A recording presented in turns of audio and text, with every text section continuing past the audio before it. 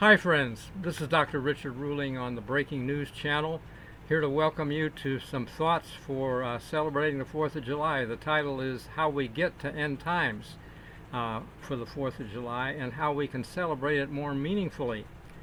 To do so, we need to understand the timing of 4th of July is really an anniversary date of the true freedom given to Jews from Egypt when God executed judgment on Egypt and took his people to Sinai for a covenant. He said, if you keep my covenant, you'll be a kingdom. And he later said to them, return, I'm married to you. He regarded the covenant as a marriage.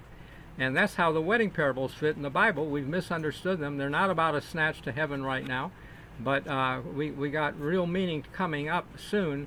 And I just want to share my perspective of how we could get there with a combination of good news with bad news, okay?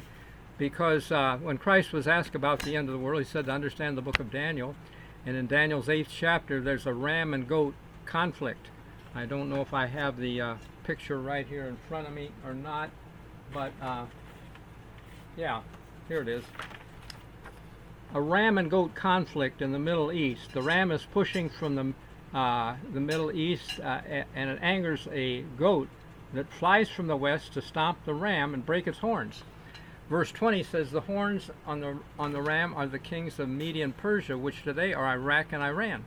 I actually published a book before 9/11 saying we would go to war with Iraq and Iran based on that vision, and I was right. We've done Iraq, and Iran is coming because since Hamas initiated bad trouble a year and a half ago, last year Iran got into the picture, and now an ultimatum with Trump for nuclear development peacefully only. That ultimatum for 2 months has passed.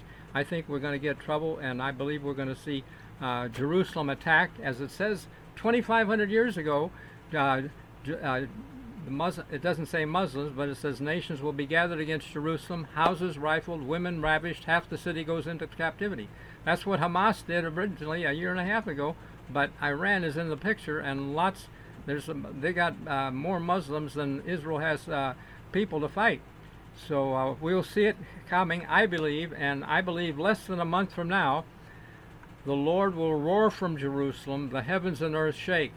Well, when God was on Sinai, this mountain shook, okay, and he gave the law, it was his covenant, really, and we will have an opportunity to make a covenant. The knock of the earthquake is the knock for the marriage in Luke 12. You know, we've just been blind and missing the meaningful connections, but stay with us. Like, subscribe, and share this with your friends.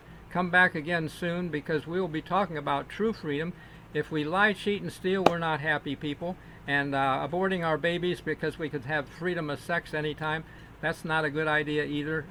That's what God punished Egypt for, throwing babies in the river. We've thrown them in the trash. 63 million, worse than Egypt. Trouble's coming, I guarantee it, and it isn't just because of Trump, okay? So, in fact, he may be God's man, only one that can hold this nation together very well and do the things that need to be done, perhaps. So let's hang on to our hats and go to the website called Health, Happiness, and Destiny. Spell it out, healthhappinessanddestiny.com, and get the book, How It All Ends. You'll be happy. For the price of a bag of popcorn, you can get also a free link to a video worth thousands of dollars, in my opinion, if you are taking prescription drugs. You don't have to do that.